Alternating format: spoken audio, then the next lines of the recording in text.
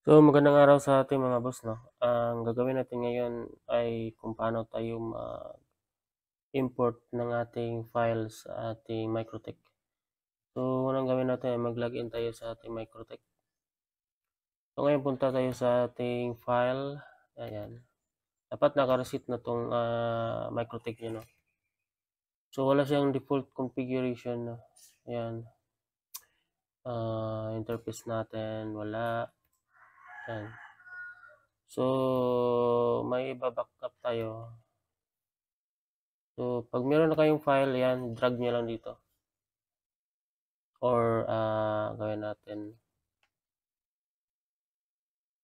copy natin, copy. Then paste natin dito. Ayan. So, double click niyo lang 'yan, tapos kopyahan niyo 'to, file name niya, copy. Then punta tayo sa terminal. Dito sa terminal. Yan dito. Tapos type niyo dito import file qual tapos paste niyo dito yung kinopy niyo dito kanina. Tapos enter niyo lang. Ayan. Na-import na yung file natin. So, successfully executed. So, ngayon, meron na siya mga name sa port natin. So, node, EP, LAN. So, pagkatapos nyo dyan, ay mayroon tayong bago-baguhin dito. So, punta tayo sa ating IP. Firewall. Sa NAT. Dito, source NAT. Off nyo to. Tapos, out interface tayo. ISP. Action, masquerade. Okay. So, ayan. Okay na yan. So, punta tayo sa ating DHCP client. So, nakabound na yung ating ISP. So, punta tayo dito sa may bridge. Sa bridge naman tayo. Bridge. Gawa tayo ng isang bridge sa ating LAN.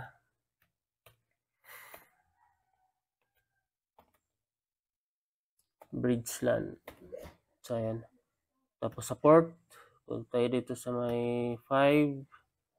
Is ilagay natin sa bridge LAN. Yan, yung Ether 5. Tapos punta tayo sa ating IP. Addresses. Ang ginawa ko kasi dito ay binabago ko yung IP address niya. Dito .1 .10.1 10.1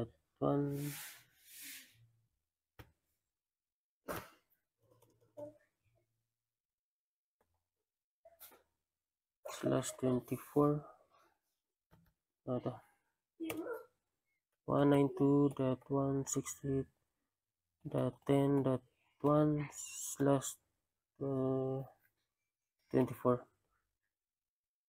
Apply nyo lang. Then dito sa interface niya, gawin nyo dito bridge LAN. Dito apply. Ayan. Pupunta tayo sa IP. Pool natin. Dito baguhin natin pareho din sa IP address na isa. 10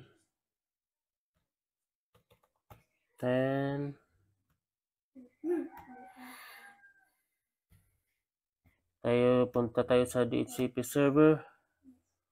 DHCP. Tapos dito gawin ito itong bridge LAN. Network.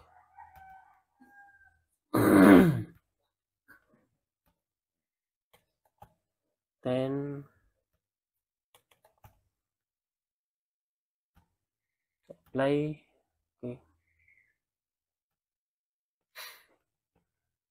So, yung ano natin, meron na tayong internet. Ayan. Try natin mag-browse.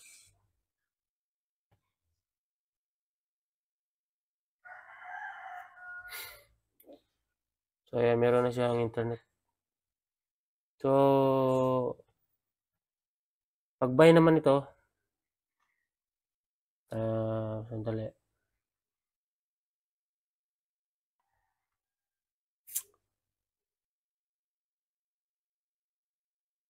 Gumagamit kasi ako ng SD card, kaya merong ganito yung file ko.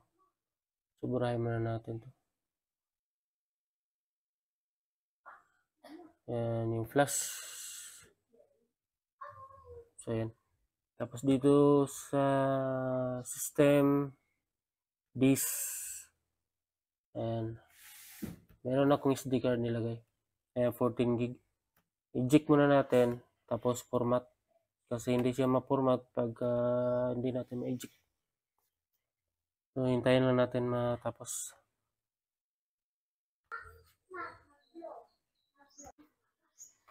So, ngayon, tapos na natin siyang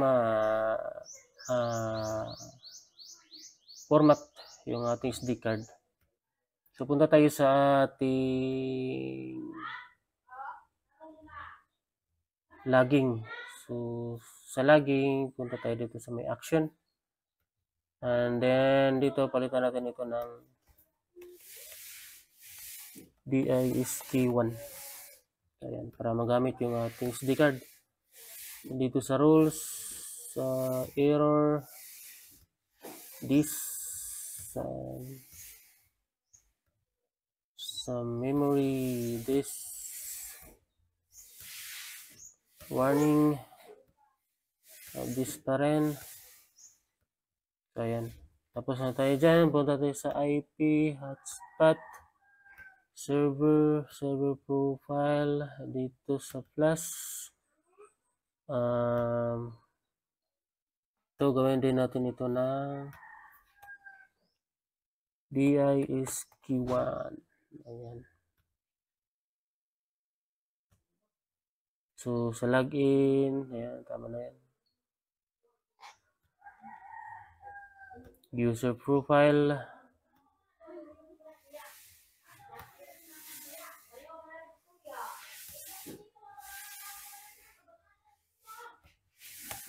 Itong 4. Kayo na bahala sa per client. Ito ay para sa dalawa yung antenna. Kaya ginawa ko siyang 2. Script. So, script tayo. So, pag sa script, gawin nyo din itong plus. Gawin nyo itong DISK1. Pag gumagamit kayo ng SD card. Ayan, apply. So, ayan lang. So, maglagay na tayo ng portal natin.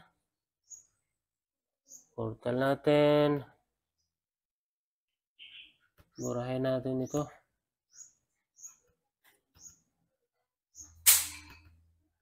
So, pakita ko muna itong portal ha. Dito sa may edit assist, ayan, sa may GS, tapos dito sa may config, open natin. So dito nakikita nyo dito sa may baba, ito, ayan, dapat yung IP address dito, ito IP address 10.0.0.5 dapat magkapareho doon sa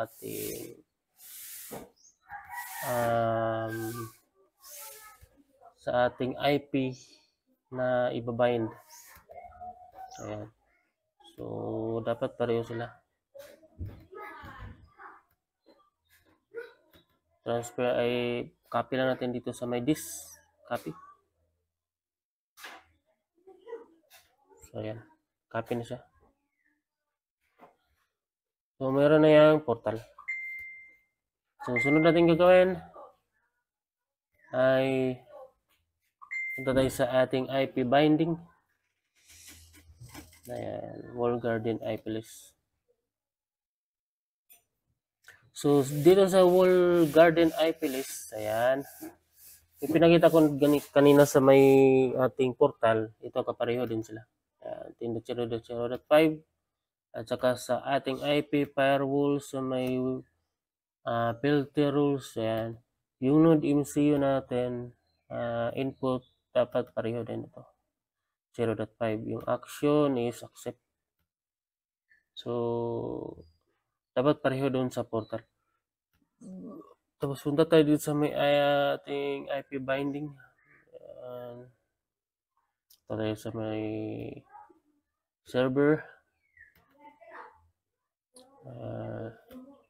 Leases. So dito niyo makikita yung ang inyong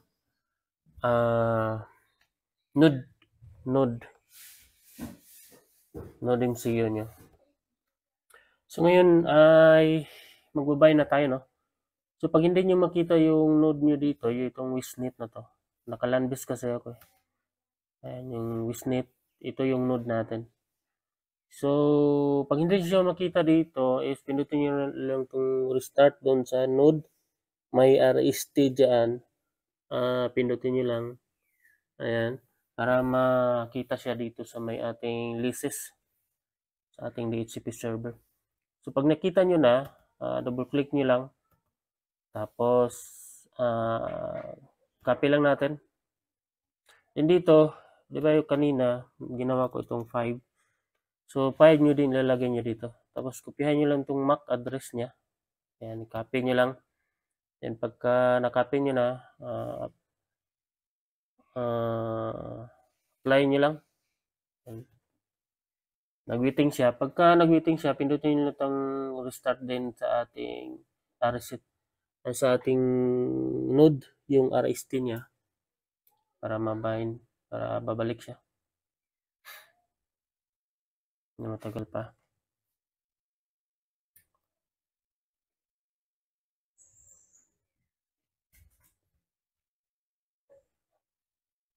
So dito sa may ano natin, sa ating IP binding. So dito, palitan nyo lang itong MAC address, yung kinapin natin kanina. Ayan. Yung MAC address dito, ayan. Yung MAC address na yan, is kopyahan nyo lang, ilagay nyo dito. So wala na kayong gagawin dyan, so apply nyo lang. Ayan.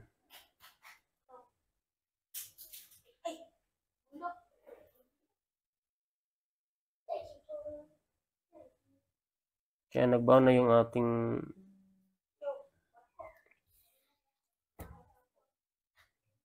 node. So try natin buksan yung ayan. Meron na tayong portal, no. So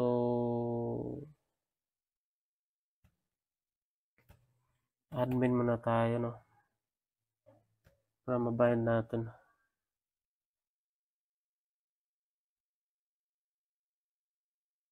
So, config.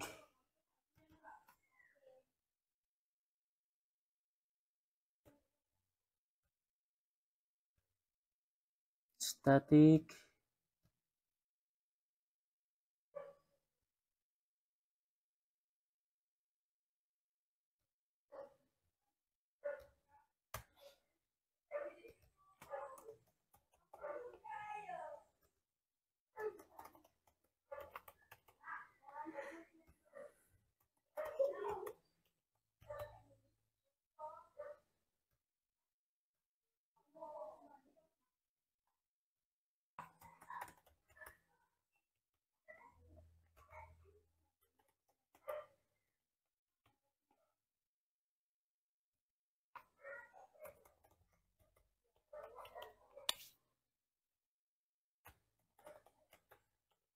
Kayo nang bahala sa mga password niyo.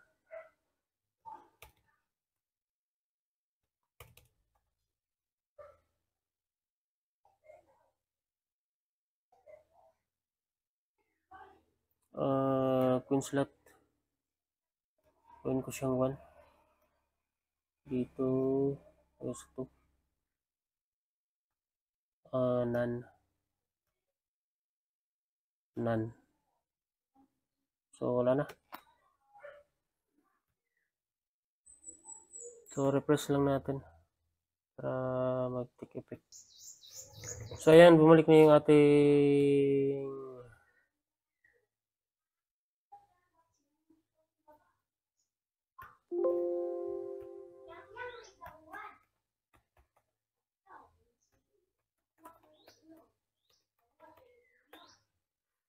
so ayan, tingnan natin yung ating Microtech kung nag-online ba.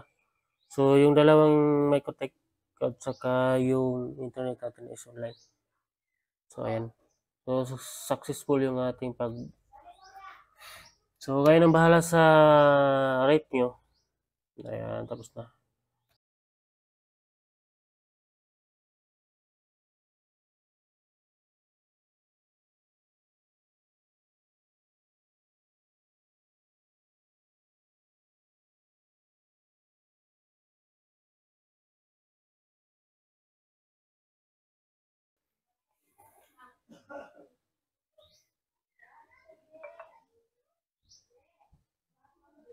So ayan, meron na siyang internet.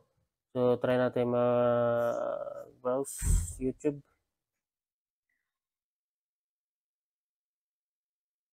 So ayan. So ganun lang kasimple mga boss, no, yung ating config dun sa ating backup script natin. So ganun lang yung pag-import natin.